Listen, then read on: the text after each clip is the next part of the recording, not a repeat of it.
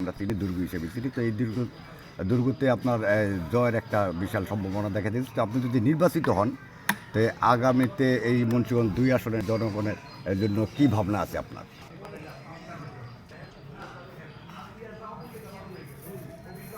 মুন্সিগঞ্জ একটি ঢাকার সন্নিকটে একটি জেলা। ঢাকার সন্নিকটে থাকা অবস্থায় যেমন উন্নয়নের হওয়া উচিত সেই পরিমাণ উন্নয়নের মুন্সিগঞ্জ। আমি প্রার্থী হওয়ার পরে বিশেষ করে আমার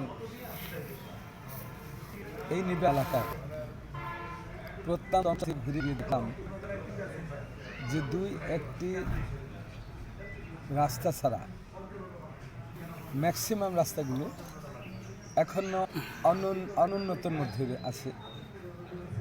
কোথাও রাস্তা আছে, কোথাও রাস্তা নাই। আজকে থেকে 25 বছর আগে অর্থাৎ বিএনপি সরকার যে রাস্তাগুলো করে গিয়েছিল সেই রাস্তাগুলো বিদ্যমান, খানাখান্দা, ভাঙাচুরা, এবং ওই রাস্তাগুলো জরুরি করা দরকার। সেই হিসেবে আমি যখন যে জনগণের কাছে গিয়েছি, ভোট চাইতে গিয়েছি, ভোটারদের কাছে গিয়েছি, তারা আমার কাছে দাবিগুলো জানিয়েছে যে অতি দ্রুত তাদের রাস্তাঘাটগুলো উন্নয়ন করা প্রয়োজন।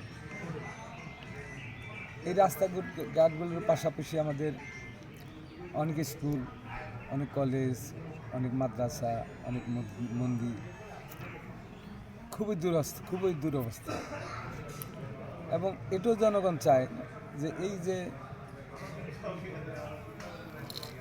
এই জনসম্পৃক্ত রাস্তাগুলো এবং এই প্রতিষ্ঠানগুলোকে দ্রুত উন্নয়ন করা।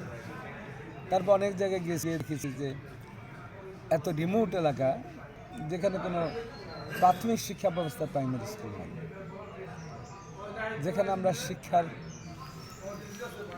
কথা ভাবছি।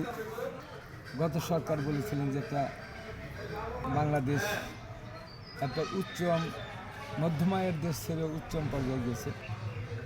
এমন কখনো বলেছেন যে সিঙ্গাপুরের আদালতে বাংলাদেশ দাঁড়িয়ে গেছে।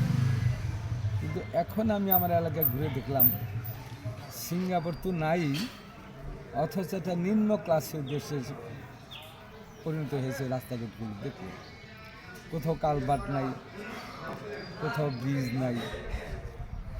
অর্থাৎ এই অবস্থার মধ্যে একটা খানাখন্দের মধ্যে আমাদের বিকল্পটা অবস্থান করছে। আপনি মাওয়া থেকে মুন্সিগঞ্জ পর্যন্ত রাস্তা গেলেন, এই একটা রাস্তায় মানে উন্নয়নের সামগ্রিক উন্নয়ন। আপনি শ্রীনগর থেকে শিশুগঞ্জে গেলেন, একটা রাস্তা, এটা সামগ্রিক উন্নয়ন না। সামগ্রিক উন্নয়ন হলো ওভারঅল আমাদের পুরা মুন্সিগঞ্জের মধ্যে যে নেটওয়ার্কে একটা ভালো অবস্থান আছে কিনা, সেই অবস্থানে কি নাই। তারপরে আমাদের গতকালকে আমি চরণ চলে গেলাম, টঙ্গিবাড়ির উত্তরে যেটা বেতকার উত্তর পাশে যে চরটা, সেখানে আংশিক পরিমাণের মধ্যে একটু ভালো অবস্থান আছে, আর ম্যাক্সিমাম চরের অবস্থা খারাপ। জনগণের চলাচল যে দুর্ভোগ, স্কুল থেকে ছেলেদের বাড়ি থেকে ছেলেদের স্কুলে যাওয়া আনা, এবং ফ্যামিলিরা বিভিন্ন মা বোনরা এই কথা বললেন। কালকে আমার উঠান বৈঠক ছিল, আমি তাদেরকে জিজ্ঞেস করলাম যে আমি বক্তৃতা দেওয়ার আগে আমি শুনতে চাই আপনাদের এলাকার অবস্থা না কি। কারণ জননেতা তারেক রহমান একটা উঠান বৈঠক অনুষ্ঠান করেছেন, যেটা হলো জিয়াউর রহমান সাহেব গ্রাম সরকার বিষয়ক, গ্রাম সরকার চালু করে তৃণমূল পর্যায়ে মানুষের বিচারিক ব্যবস্থার একটা আদালত বসিয়েছে, একটা সরকার বসিয়েছে। সেখান থেকে অনেক প্রাইমারি সমাধান দেওয়া যেত বা দিয়েছে। কিন্তু ওই তারই আদালতে যে আমাদের জনতা তারেক রহমান বৈঠকের ব্যবস্থা করেছেন, এই প্রথম তিনি আসলে একটা মাইল ফলক। সে আমরা গ্রামে গ্রামে গিয়ে যখন মা বোনদের নিয়ে বাড়ির উঠানে বসি, বাড়ির আঙ্গিনায় বসি, বাড়ির সামনে মাঠে বসি, এবং সমস্ত মায়েরা বেরিয়ে আসে এবং এসে তারা তাদের দুঃখের কথা বলে, তাদের সমাজের যে একটা বাজে পরিবেশ হয়েছে সে কথাগুলো বলে। যেমন মাদক আসক্ত যুবকরা আজকে ধ্বংসের মুখোমুখি হয়েছে। গতকাল এক মা, সে কান্না জড়িত কণ্ঠে বলতেছিল যে আমাদের সন্তানরা শেষ, এই সন্তানদের বাঁচাতে হলে মাদক মুক্ত একটা পরিবেশ করতে হবে, মাদক আসক্ত থেকে বাঁচিয়ে আনতে হবে।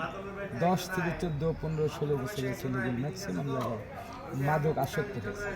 যদি আমরা নির্বাচনে যে আমাকে নির্বাচন, আমি এই কথা বলে আসছি যে আমাকে যদি আপনার ভোটের প্রশ্ন না, প্রশ্ন বাংলাদেশ জাতীয় সরকার যদি ক্ষমতা আসে, সেখানে দুর্নীতিমুক্ত বাংলাদেশ করতে গেলেই এই মাদক মুক্ত বাংলাদেশ, এবং এই কথাগুলো তাদেরকে বোঝাবে। তারা আশ্বস্ত হয়েছে এবং তাদের যে ধারণা যে যদি একটা নিরপেক্ষ সরকারের অধীনে একটা সুন্দর নির্বাচন হয় এবং জনগণ কর্তৃক যদি একটি পার্লামেন্ট গঠিত হয় যেখানে জনগণের প্রতিনিধি থাকবে, সেখান থেকে ভালো একটা আইনের মধ্য দিয়ে দেশটা একটা সুশাসন প্রতিষ্ঠা হবে।